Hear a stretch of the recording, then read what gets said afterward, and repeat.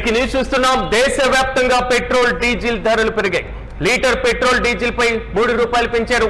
తెల్లవారుజాము నుంచే ఈ పెరిగినటువంటి ధరలు అమల్లోకి వచ్చాయి. హైదరాబాద్ లో లీటర్ పెట్రోల్ ₹110 ఉంది.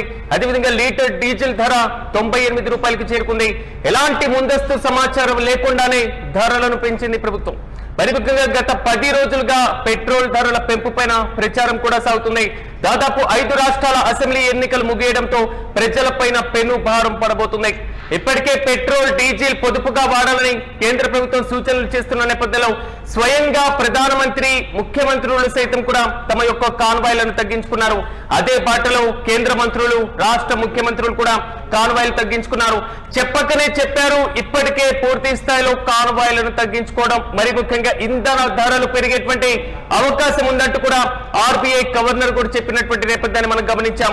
కానీ ఒక్కసారిగా ఇంధన భద్రత పైన, ఇంధన పొదుపు పైన కేంద్ర ప్రభుత్వం చేస్తున్నటువంటి ఆందోళన స్టేట్మెంట్, దేశవ్యాప్తంగా పెట్రోల్ డీజిల్ ధరలు పెరగబోతున్నాయి. సో ఇంధన భద్రత పైన మన దేశం మీద తీవ్రమైనటువంటి ప్రభావం పడుతుంది. కాబట్టి ఇంధనాన్ని పొదుపుగా వాడాలి, పొదుపు మంత్రాన్ని పాటించాలి. ప్రధానమంత్రి ఇప్పటికే చెప్పారు,